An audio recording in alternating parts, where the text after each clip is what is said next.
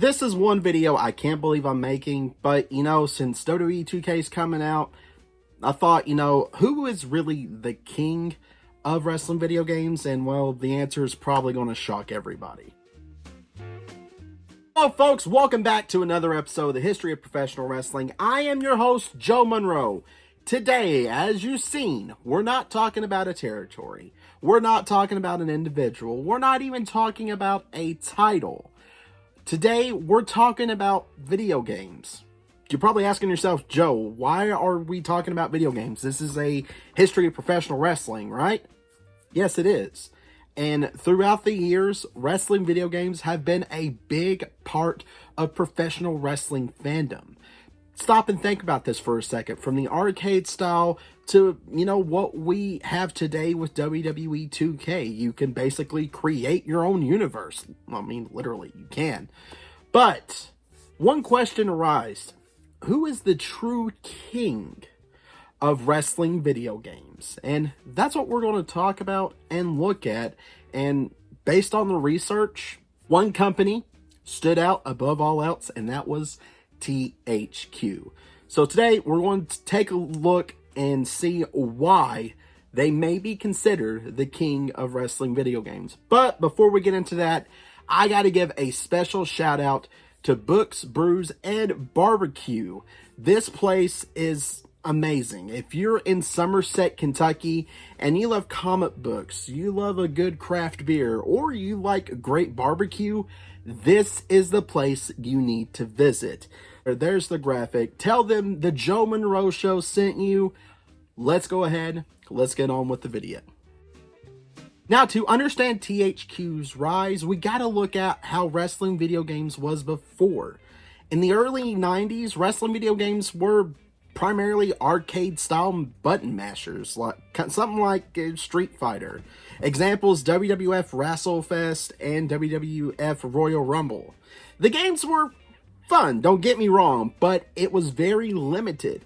No deep career modes, limited move sets, and just an arcade logic over wrestling psychology. During this period, wrestling games lacked realism and depth. Then, in the mid-90s, something happened. The Monday Night Wars. And with the Monday Night Wars, game developers came up with a fresh idea. This is where everything changes. THQ partnered with Japanese developer AKI Corporations.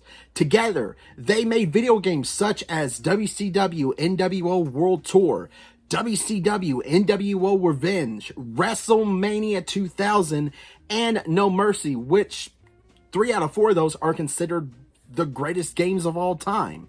Now, all of these games were developed by AKI, but was published in North America by THQ. Yourself, why was this revolutionary? It had grapple-based control systems, momentum meter tied to match the flow, deep championship modes, which was the proto-career mode, create a wrestler that allowed hidden move edits, and No Mercy in particular, you can go haywire with it, and it had logical wrestling pacing. Well, sometimes. This wasn't an arcade fighter.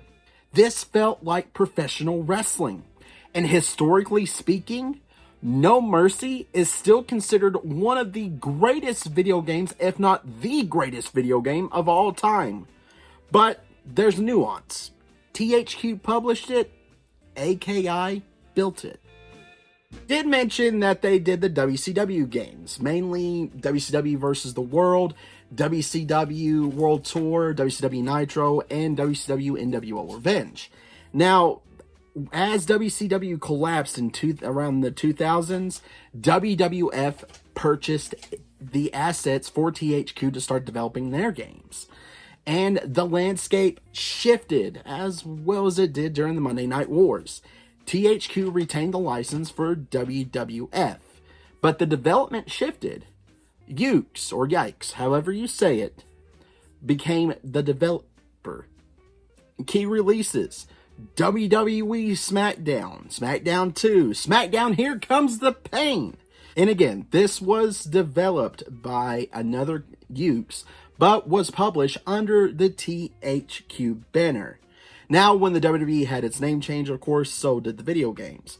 But the era of these video games focused on faster gameplay, season and story mode, GM mode, which, you know, is still in 2K games and a lot of people love it, and massive create a wrestler community growth.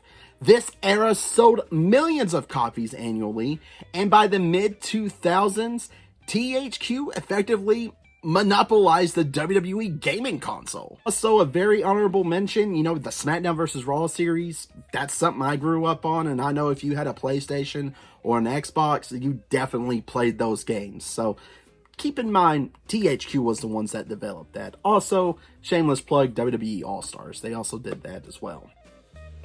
But with the sudden rise came the fall. In December of 2012, THQ filed Chapter 11 bankruptcy, and in January 2013, assets were auctioned off, and the WWE license was acquired by Take-Two Interactive, or 2K Sports, which, you know, the first release ended up being 2K14, which means the last WWE wrestling game that was released under the THQ banner was WWE 13. This ended the original THQ era. However, the THQ name did not disappear. Nordic Games purchased THQ's remaining assets and rebranded it as THQ Nordic. This legally is a different company, but owns the name THQ. And in 2023, THQ Nordic published AEW's console game. Everybody was excited. You know, Kenny Omega was overseer. He's a, you know, well-known video game player. He knows video games, right? And THQ, who had this long-running history with wrestling video games. Nothing can stop it, right? Okay, there were problems. So, unfortunately, AEW Fight Forever was not favored by the fans. And it was actually even developed by Ukes again. The same developer from the SmackDown era. So, it was kind of a full circle moment. But there's a lot of fans out there that dislike this game very much, and that's kind of sad to see. Let's look at the historical facts, shall we?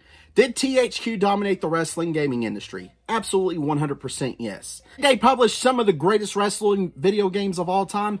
Absolutely yes. Did they develop them? No. Mostly. The credit went to AKI and Ukes. Publishing power matters. They held the WWE licensing for well over a decade, oversaw the N64 golden era, controlled the SmackDown generation, shaped wrestling gaming expectations.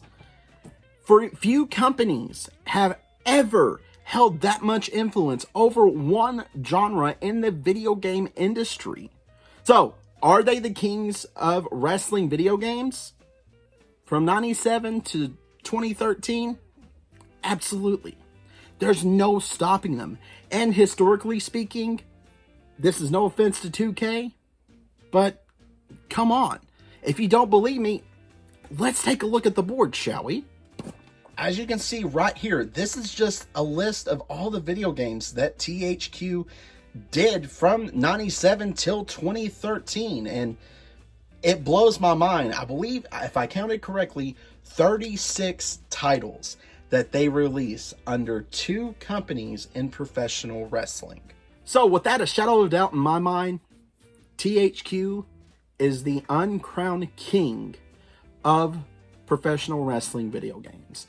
And that is this week's episode of the History of Professional Wrestling. I want to thank you all for viewing this. You all absolutely love the WCW television title, so I decided to go a different way instead of talking about territory or an individual, and you guys seem to like it, so we may do more videos like this. My question to you, the viewer, is there a wrestling video game that you absolutely love? It can be developed by THQ or another company. Let me know in the comments below, and I will see you all next week.